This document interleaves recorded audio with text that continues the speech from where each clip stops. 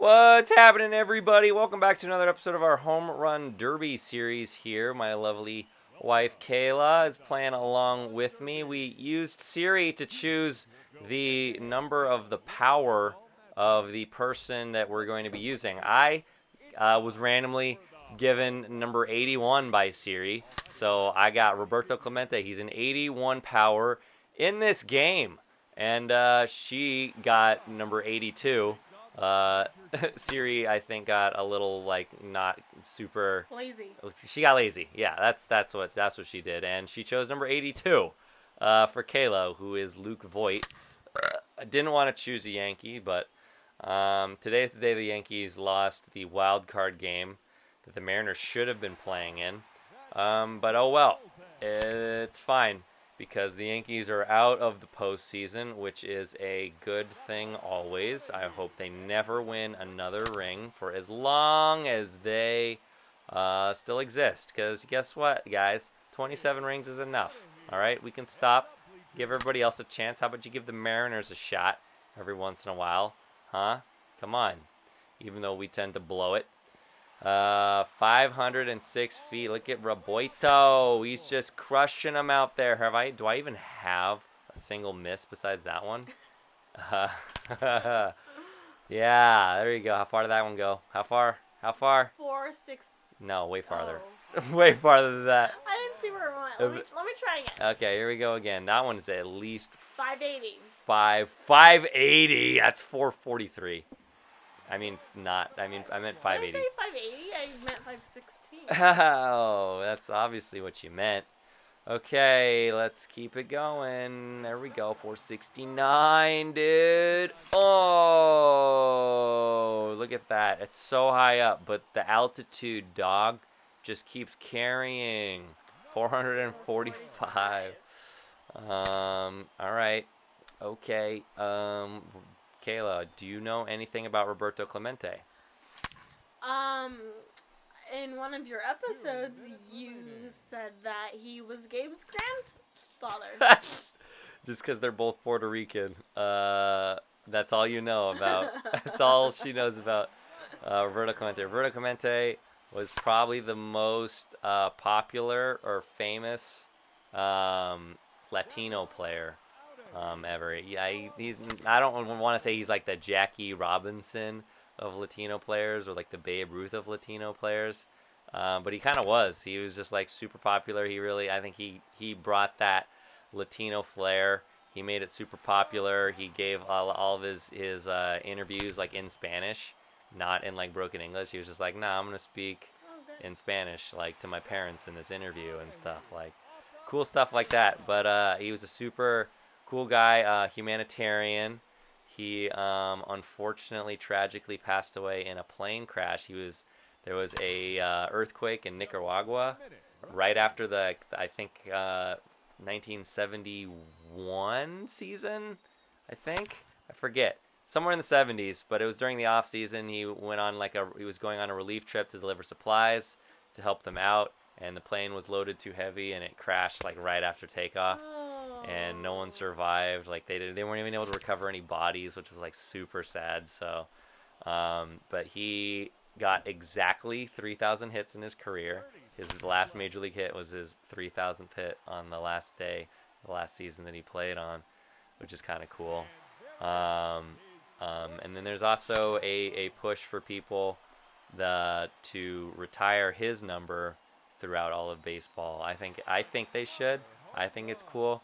Because I got that Latino blood in me, and you know how like Jackie Robinson's number 42 is retired throughout all of baseball. There's a lot of people that think that his number should be retired throughout all of baseball. No one should wear number 21, and I'm down for that. That's a poll job right there, in the words of Bobby Crosby. Poll job, okay, and I think that'd be pretty cool. And so, actually, at Pittsburgh's field.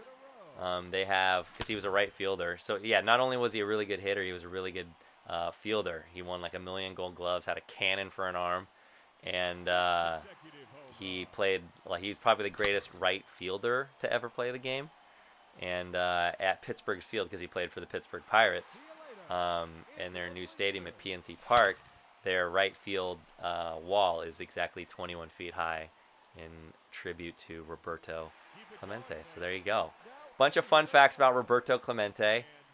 Who did you have? Luke Voigt. How many home runs did I just get? 22? 21? I don't know. Did I get exactly 21 home runs? If I got exactly 21 home runs, that is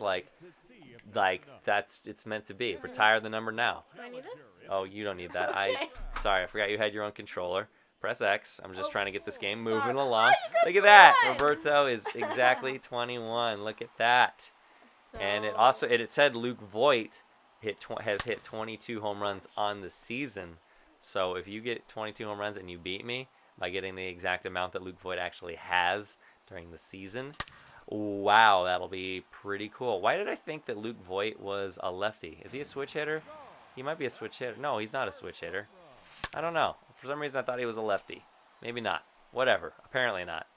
Anywho, Luke Voigt, I got nothing to say about him other than the fact that he looks like the biggest douchebag in all of sports, especially when he plays for the Yankees. Because anybody that wears a Yankees uniform, honestly, kind of looks like a douchebag because they have to, like, shave their beard and they have to wear the Yankee pinstripes. I'm just a big Yankee hater, all right?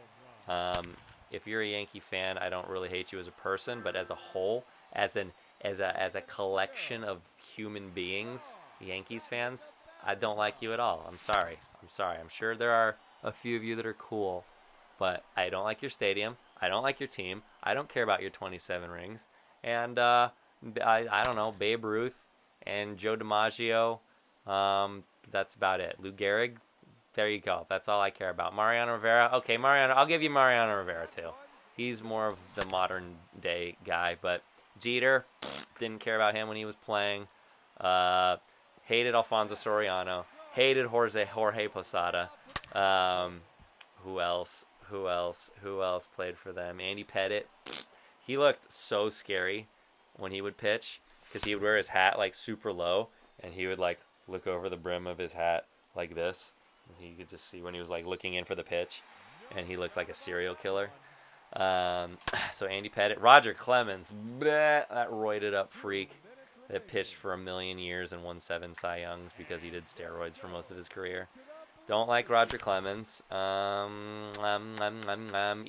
is probably Ichiro. That was one of the worst days ever. In 2011 or 12, whenever that was, whenever they traded Ichiro to the Yankees while they were playing the Yankees in Seattle. And so literally it was like, surprise, we traded Ichiro to the Yankees and we're playing them now. And so he's just going to switch dugouts basically. And I remember watching the game. It was me and my cousin Christy and like, you know, my rest of my family was there, my mom. And we were all just like, this is so dumb. We all hate the Yankees, and all of a sudden, literally this like generational, by probably my second favorite Mariner of all time behind Edgar, is playing for my probably one of the most hated teams ever. I hate the Yankees, obviously. If you've been listening the past like 5 minutes, yeah. So, he got traded to the Yankees while we were playing, and he like comes out of the dugout to like lead off because he was the leadoff hitter, and he's wearing this Yankees uniform. And everyone's like, okay, I guess we have to clap and cheer and say thank you for amazing 10 years, Ichiro. This is pretty much the end of your career because it was basically all downhill after that for him. He never got another 200-hit season after that. That all ended. So from 2001 to like 2010, he had 10 straight seasons of 200 hits or more, and no one has ever done that consecutively. Only one other person has gotten 10 seasons where they got 200 hits, but not in a row. Pete Rose did that. Ichiro did 10 seasons in a row where he got over 200 hits, which is a lot of hits to get. If you can get 200 hits in a season, you are a very good player. So, yeah, it was basically from there on down. That was it. He was on the Yankees for a few years, and then he went to the Marlins, and then he retired and came back to the Mariners for like a tiny bit, robbed the home run, and then opened that season in Japan. Do you remember when they were playing in Japan? The Mariners opened their season in Japan in 2019. Wow, that was in 2019? Dang, that was all like pre-pandemic. That was crazy. And then he officially retired in front of his His home crowd, his people. Oh, and KAYLA just won on the last swing right now. Like, I called it earlier. She was going to get 22 home runs, and that's dumb. You jerk. Anyway, we'll see you in the next Home Run Derby, everyone. Bye.